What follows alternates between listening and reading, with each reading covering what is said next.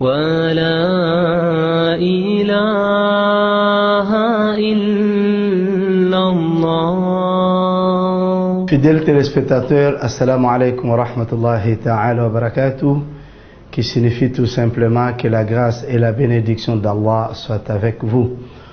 Nous sommes très heureux de vous savoir nombreux devant vos postes téléviseurs afin de suivre votre émission qui s'intitule Les Bonheurs.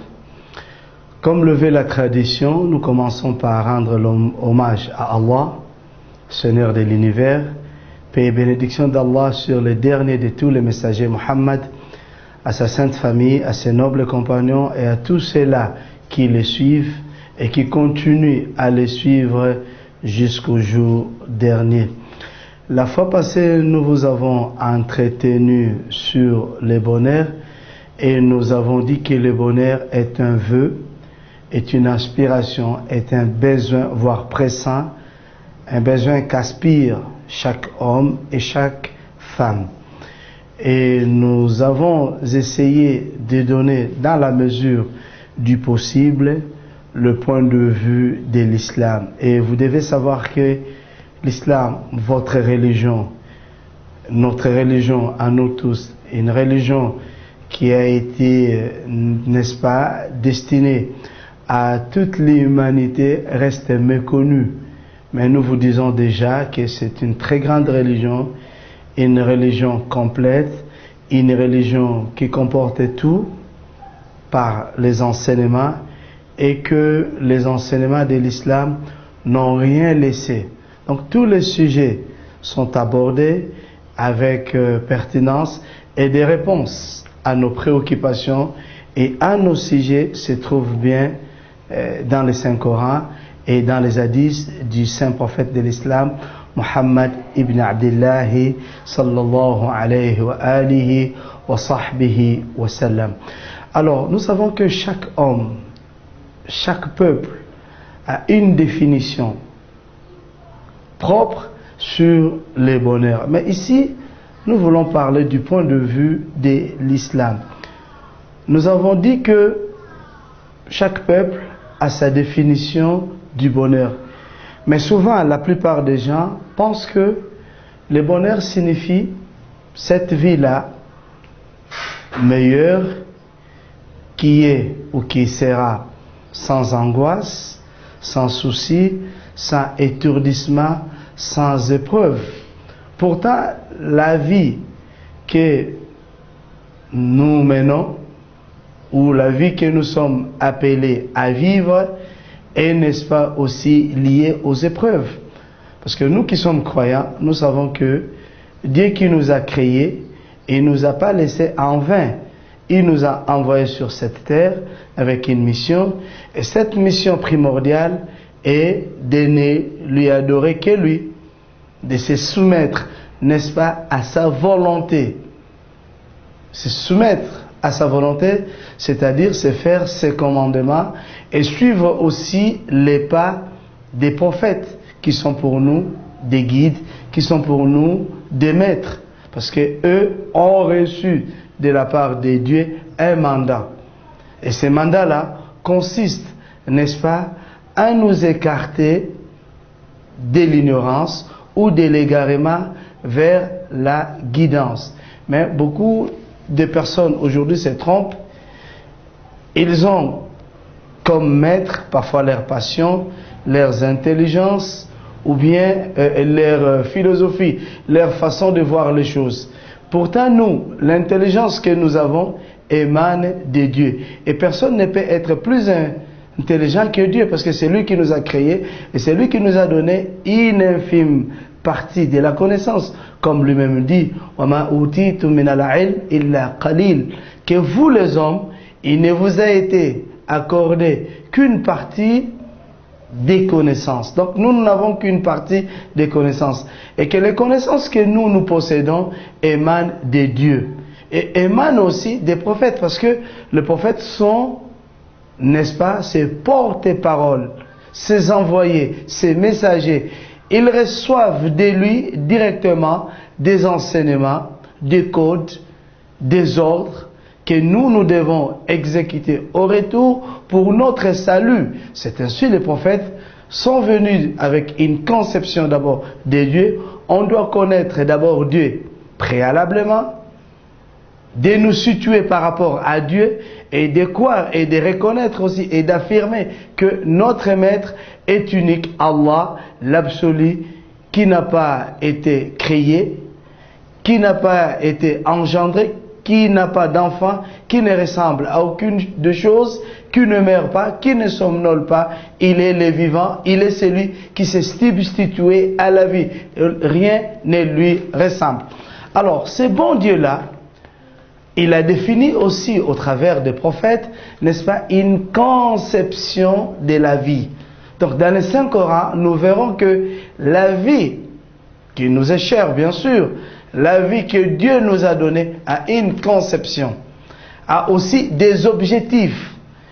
Et le premier de tous ces objectifs, c'est de faire à la ibada.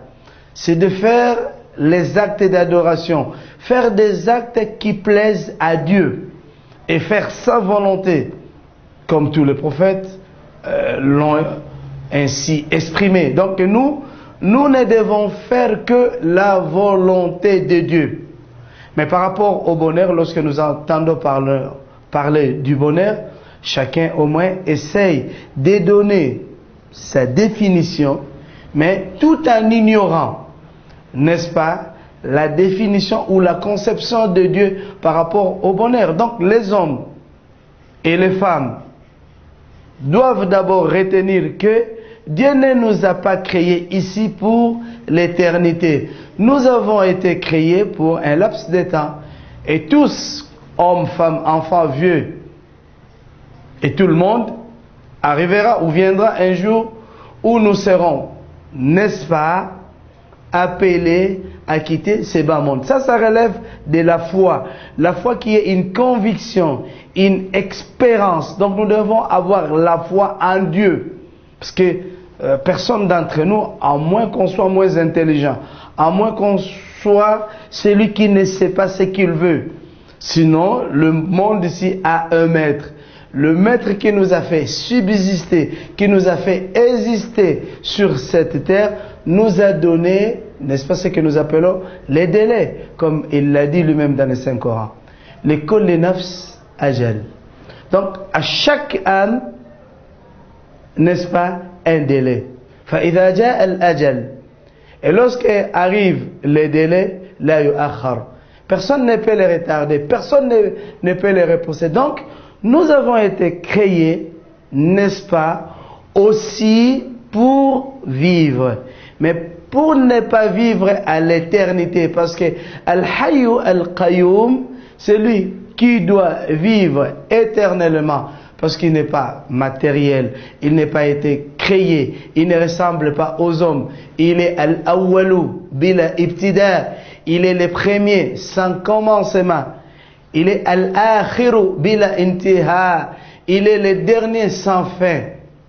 C'est celui-là qui ne meurt pas, qui ne somnole pas, qui ne se repose pas, qui ne se fatigue pas, qui n'est pas comme un homme. Et personne ne peut lui donner un délai. Mais nous, au moins qui sommes hommes, nous avons un délai qui nous a été imparti et tout le monde doit, n'est-ce pas, savoir qu'un jour il partira. Et nous reconnaissons par rapport à la foi musulmane, par rapport à notre doctrine, par rapport à notre religion, que nous, les hommes, nous sommes les créatures par excellence de Dieu. Celui qui nous a créés, celui qui nous a dotés de cette vie que nous vivons. Mais nous savons aussi, selon l'islam, nous sommes ces khalifas, nous sommes les khulafa Allah, nous sommes des vicaires, des représentants de Dieu sur terre. Et Dieu, n'est-ce pas, vous savez que il nous a créés avec un parfait bonheur. Imaginez-vous Dieu qui a créé Adam et Ève, paix de Dieu sur eux deux, il les avait, n'est-ce pas, installés au paradis, où tout leur a été facile à manger, à boire, à satisfaire, n'est-ce pas? Donc tout ce qui pouvait satisfaire aussi leurs yeux, leur soif, leur appétit. Mais vous savez que par la convoitise, Adam et Ève, paix de Dieu sur eux, avaient perdu les quelques avantages dont ils jouissaient. Donc nous devons d'abord savoir, à l'initial, il nous a été donné un bonheur. Alors, dans la définition du bonheur, généralement, parce que là il faut parler du cas général, de la manière où les gens conçoivent le bonheur. Pour la plupart des gens, ils pensent que le bonheur signifie tout simplement avoir une vie sans angoisse, sans souci, sans étourdissement, sans souffrance, sans épreuve. Non. La vie a été créée avec ses difficultés. Nous avons trouvé, avant que nous soyons sur cette terre, ceux qui nous ont précédés avaient connu aussi des moments des épreuves, avaient connu aussi des moments de souffrance, avaient connu aussi des moments aussi douloureux, mais les douleurs n'ont jamais été permanentes. Et la douleur n'a jamais été permanente parce qu'à un certain moment, Dieu, n'est-ce pas, aussi dissipe l'angoisse, il dissipe aussi la douleur et il dissipe aussi la souffrance. C'est ainsi lui-même, il dit Inna ma'al usri yusra. Après chaque difficulté vient la facilité. Donc même si dans notre vie nous traversons quelquefois des moments douloureux, des moments si difficiles, et nous connaissons parfois des contraintes, voire sociales, économiques, de tout genre, mais il y a un certain moment aussi, nous connaissons aussi des moments stables et des moments de confort et des moments d'apaisement. C'est ainsi. Votre religion, l'islam, par rapport à n'est-ce pas, au bonheur, il vous dit ceci. L'islam vous dit que le matériel n'est pas exclu. Parce qu'il y a des éléments qui, n'est-ce pas, font le bonheur. L'islam n'exclut pas les matériels, ou l'aspect matériel n'est pas exclu de l'islam. Donc l'islam a aussi besoin de matériel. Donc nous les hommes, Dieu ne nous a pas privés de matériel. Parce que nous sommes matériels. Et nous vivons dans un monde matériel. Il nous faut aussi des matériels pour satisfaire nos besoins matériels. Mais votre religion, notre religion, l'islam, considère les matériels comme étant un moyen, non une finalité en soi. Non une fin en soi. C'est-à-dire, pour l'islam, on ne peut pas se départir du matériel, mais le matériel constitue seulement les moyens de survie, mais ne constitue pas une fin en soi. C'est ainsi, quand nous aimons les matériels, nous devons les aimer pour, n'est-ce pas, atteindre aux objectifs et atteindre aussi à notre objectif ultime, qui n'est autre que adorer le bon Dieu, Allah, et faire aussi sa volonté, comme les prophètes ont eu à le faire et à l'exprimer. Donc nous, très chers frères et sœurs, votre religion, notre religion, l'islam, n'est pas contre le matériel, mais l'islam a une conception plus globale, plus large sur ce que nous appelons le bonheur. Et le bonheur aussi réside dans la crainte de Dieu. Parce que lorsqu'on craint Dieu, lorsqu'on a Dieu comme maître, comme guide, comme tout, on a le plus grand bonheur. Parce que c'est ça, à la différence d'un mécréant, à la différence d'un incrédule. Il pense que tout ce qu'il gagne, lui, vient, n'est-ce pas, de ses efforts. Nous n'avons pas d'efforts. La hawla wa la quwwata illa billah. Il n'y a pas de force ni d'autorité, si ce n'est que par Allah. Tout ce que nous avons, min fadlillah, tout ça ne vient que par la grâce d'Allah. C'est ainsi, nous, en tant que croyants, nous devons, n'est-ce pas, aussi nous satisfaire de ce dont Dieu nous a donné et de solliciter aussi les immenses grâces d'Allah. Il faudrait que la grâce d'Allah soit avec nous. Et le bonheur en islam signifie as-sa'ada, n'est-ce pas? Signifie l'apaisement du cœur, la tranquillité du cœur, sa'adatul qalb. Il faudrait que le peu que Dieu nous donne, nous devons nous en contenter. Nous devons nous contenter de ce peu-là que Dieu nous a donné. Parce qu'il est dit que man la yashkur qalil, la yashkur kathir. Celui qui ne remercie pas le peu que Dieu lui a donné ne peut pas remercier aussi beaucoup. Pourtant, Dieu ne nous veut que nous lui soyons, n'est-ce pas, reconnaissants par rapport à tout ce qu'il est en train ou tout ce qu'il nous donne. Il dit wala in shakartum la azidannakum.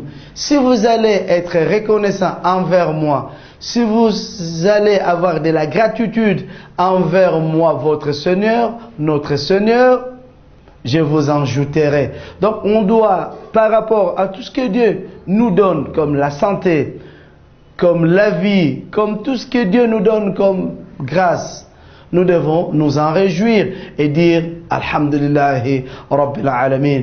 Merci, louange à Allah, Seigneur de l'univers. Donc, les bonheurs, nous avons fait des émissions, toujours sur ces plateaux, nous avons fait des émissions et nous sommes allés plus loin à vous expliquer les bonheurs, parce que de nos jours, les gens confondent, n'est-ce pas, les conforts et les bonheurs. Les uns pensent que le fait d'avoir des véhicules, le fait d'avoir des maisons ou d'avoir tout ce dont nos cœurs ou nos esprits ont besoin, c'est cela le bonheur. Pourtant, le bonheur n'est autre que cette paix intérieure. Parce que, imaginez-vous, il y a des gens qui sont riches, qui sont friqués, mais qui n'ont jamais eu la paix intérieure. Du fait d'avoir la paix intérieure, le sa'adatul qalb, le bonheur du cœur, l'apaisement du cœur, c'est le plus grand bonheur. Le fait d'avoir la tranquillité, parce qu'il y a des gens qui, n'est-ce pas, ne se tranquillisent pas. Avec tout ce que Dieu leur donne, leur esprit ne se tranquillise pas. Leur esprit est toujours bouleversé. Ils sont toujours bouleversés. Ils veulent toujours vivre une vie si paisible. Pourtant, très chers frères, nous devons vivre confortablement. Nous devons tous aspirer au bonheur, même matériel, parce que l'islam ne l'exclut pas, mais nous devons savoir que l'au-delà est plus meilleur que ce bas monde. Parce que ce bas monde, chers frères et sœurs, nous devons reconnaître qu'il est un monde passager, éphémère. Il passera. Tôt ou tard, nous allons laisser tout ce dont nous avons chéri, nous avons si aimé dans ce bas monde. Allah nous dit, vous aimez plus ce bas monde.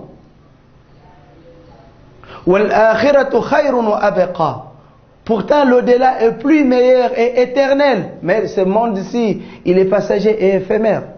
C'est ainsi, vous voyez, votre religion, l'islam, vous invite aussi au zuhud.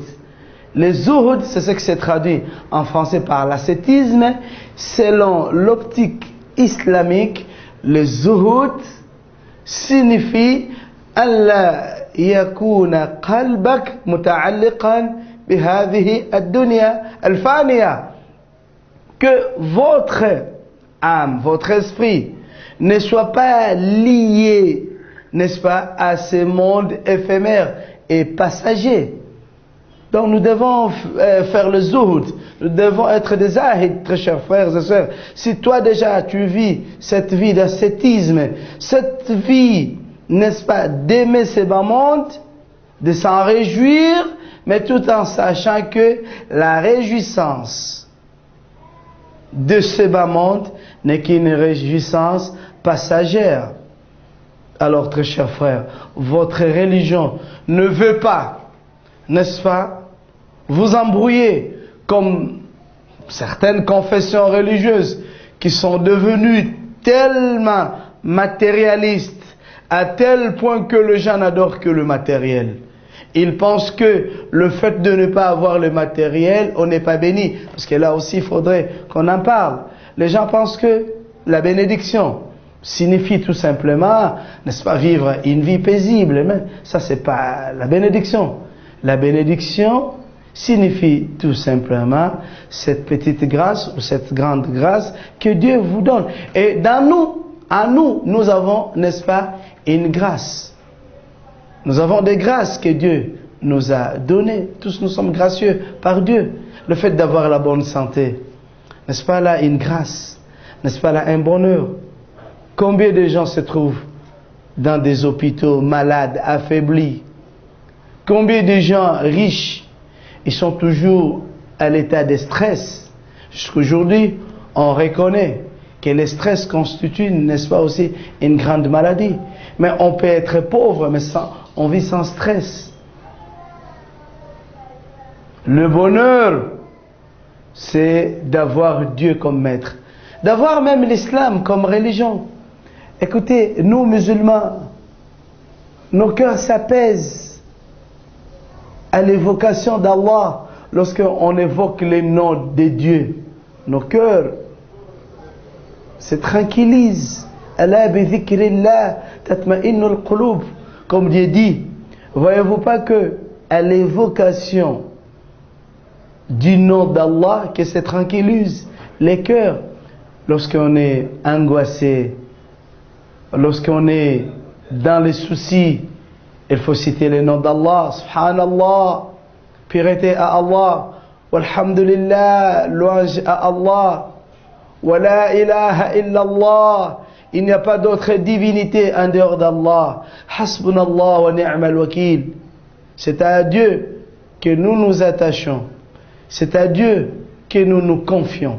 Et ces litanies, ces invocations que je venais de vous les lire ou de vous les réciter tantôt, n'est-ce pas, procurent le bonheur. Et c'est seul Dieu qui donne le bonheur. Et le bonheur ne vient que de lui. Et personne d'entre nous, là aussi nous devons vous le dire franchement, que personne ne pense que le bonheur vient des hommes. Le bonheur ne vient que de Dieu. أقول قولي هذا أستغفر الله لي ولكم. C'est à ces propos que je mets terme à mes propos et que je demande à Dieu qu'il me pardonne et qu'il vous pardonne aussi avec le même plaisir. Wassalamu alaikum wa rahmatullahi ta'ala wa barakatuhu. ولا إله